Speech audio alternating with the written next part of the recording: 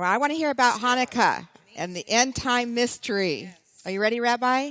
Are you ready, Jim? Yes, we are ready. Let's go. What is Hanukkah? Could we start with the definition? Sure. Yeah, Hanukkah is the festival that's done. It always happens around the time of Christmas, around there. You know, the Jewish people celebrate. Hanukkah means literally, it's a Hebrew word. Hanukkah means the dedication or rededication. And it's celebrated, you know, most people think of Hanukkah, even Jewish people think of Hanukkah, it's, as you said, the Jewish Christmas. It's really not. But a kind of lighthearted holiday. We light the candles. You know, this is actually a menorah that is the 7-branch one. Now, Hanukkah is a 9-branch one for the 8 days and one to light it. I see. But this is the Hanukkah menorah actually is based on this one. This is the 7-branch of the temple. That's what the Hanukkah branch is, a holiday version of the 7-branch, you know, candlestick in the temple. And so this is what it's about. And, you know, they're gifts. It's kind of lighthearted. Eat potato pancakes. Right. Do the dreidel. Nice little Jewish. Yeah. You know, when I was growing up, it's the Jewish Christmas. You know, my friends had Christmas. We had Hanukkah. You know, that's basically. And you get presents? Oh, you get presents every day. You get 8 presents. Yeah. Oh, you're better off than we are. Well, then, if right? you do the 12 days of Christmas, we're not. If you do one, we are. You know, Jewish people are. You know, but the thing is, it's this nice little Hanukkah, but it's really not a nice little holiday. It's one of the most amazing revelations of the end times of any holiday given by God. Now in the Bible, you have trumpets. You do have some end time things there. You've got the Feast of Trumpets and Tabernacles, which have end time things about it. But Hanukkah has the most specific revelation of the end times. And so many people miss it. Prophecy people miss it. Jewish people certainly miss it. Christians miss it. This thing holds probably the most exact, precise revelation of what's going to happen in the end times. Wow. Also, the strategy of how to overcome in the end times is in this revelation. And, you know, people don't realize, if you ask where is it in the Bible, you know, if you ask where's Hanukkah celebrated in the Bible? Where is it in the Bible? Well, the thing is that's interesting. Hanukkah is only celebrated in the New Testament. It's only in the New Testament. People don't realize this. I mean, it's a great thing to witness to Jewish people. You say, where's Hanukkah in the Bible?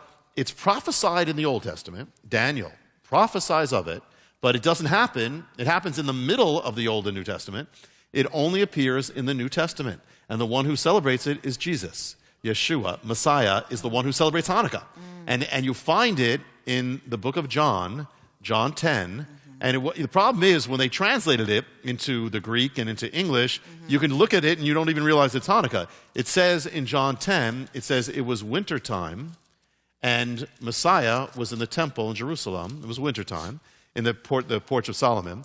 It says, and it was the feast of dedication. Oh. Dedication is how we read it, so nobody knows. Dedication in Hebrew is Hanukkah. Oh, It's Hanukkah. So the one who celebrates, the only one in the Bible who celebrates Hanukkah is Jesus. Jesus, the one that centers on Christmas. We don't know that he celebrated Christmas, but he celebrated Hanukkah. So the one who, so there's a connection right there. And that's a great thing. Again, a witnessing tool to Jewish people. Do you know where Hanukkah is in the Bible? New Testament. It's John 10. Messiah celebrates Hanukkah, and as he does, and that's when he's revealing, I am the one. I mean, right there, he gives a Hanukkah speech, and the thing about it is, the other connection is that without Hanukkah, you would not have Christmas.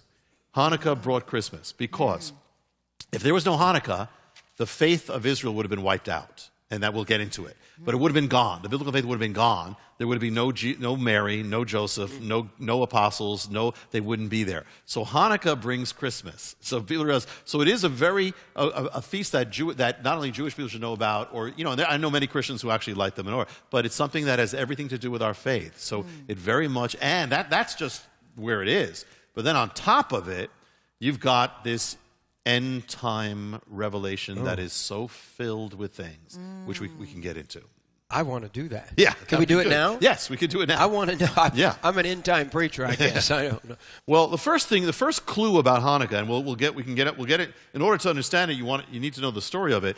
But before that, to even say this, for instance, the history of Hanukkah, the record is not the Bible proper. It's in the book of Maccabees. That they record it. But it is history. It's real, and God was in it. God was doing this. Because again, if he didn't do it, you'd have no Messiah coming. So Right. God was in Hanukkah. And so it's recorded in the book of Maccabees. That's history. It's not the Bible. We can use it as history. And so what it says is, it speaks about what they did. It speaks about it talks about this man called Antiochus, who was this king we're going to get into, but this has everything to do with the end times. And it speaks about something that the book of Daniel prophesies of it. So the book of Daniel says, you read the end of Daniel, it says, he speaks about Antiochus. He speaks about the events of Hanukkah. And he speaks about and what he says is, he says, what Antiochus did is he desecrated the temple. Sound familiar? He desecrated the temple, and he caused the sacrifices to cease. And says, for how long is this going to be?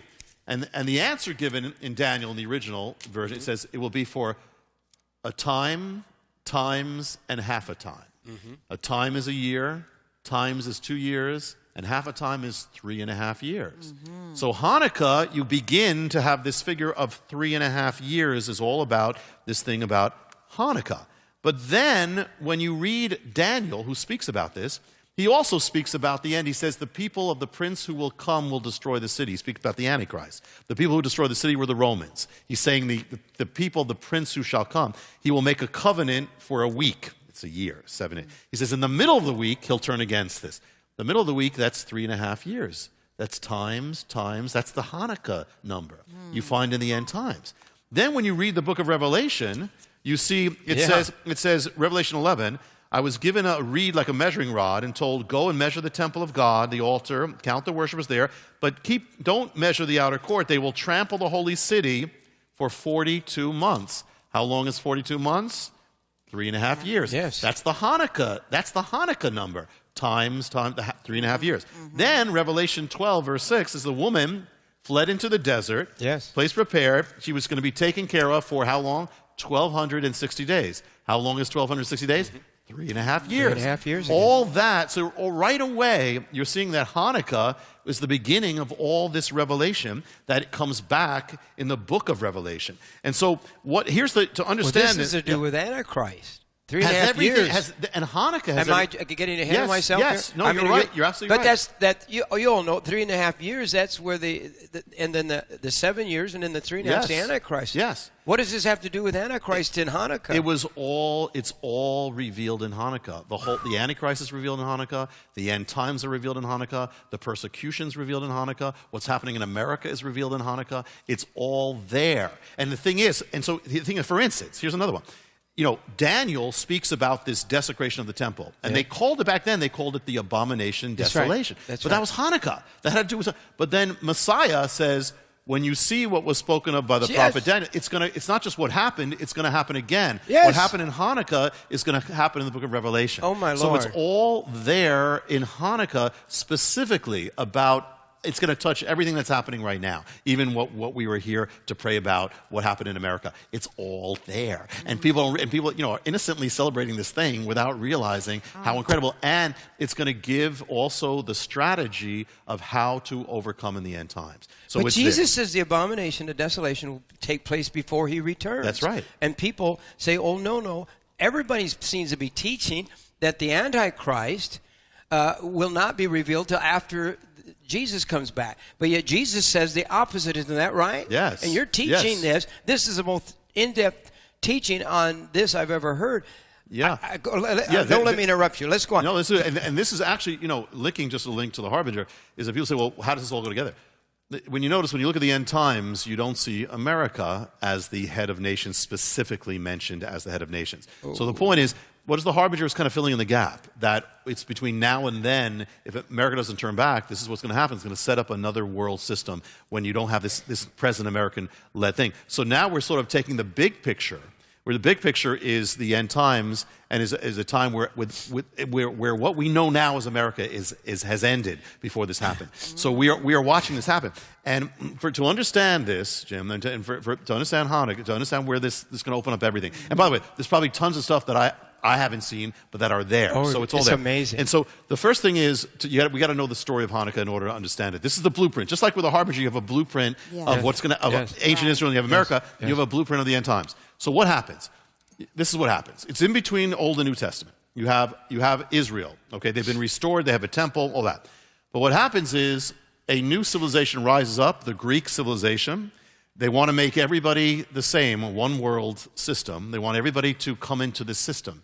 So they want Israel to give up their faith. So what happens is a man rises up. His name is Antiochus. It even sounds like the Antichrist.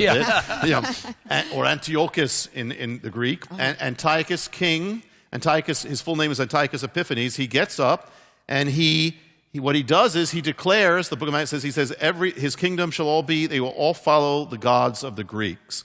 They will follow Zeus. And he says every nation must give up its tradition, give up its gods, give up whatever it have, and they will all come into this. Well, people start doing it all over the kingdom to become this one world system. And what happens is, and there's one people who cause a problem. There's one people who just don't fit into the system, always. They never fit in. And guess which people that is? Israel. They just never fit in.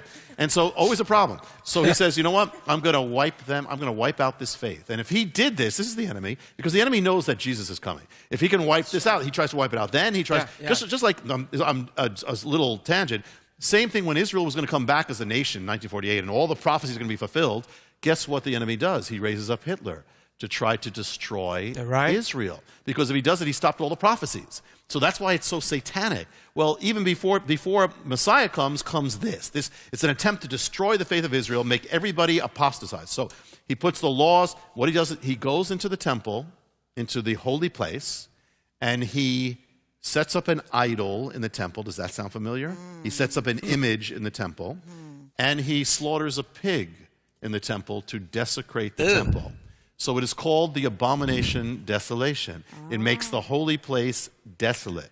And so for this time period, he abolishes all sacrifices to God, and the temple becomes a pagan temple, the temple of God. A pig is a very unclean animal in Bible days. Yes. Old Testament. Still, yes. Still not very clean.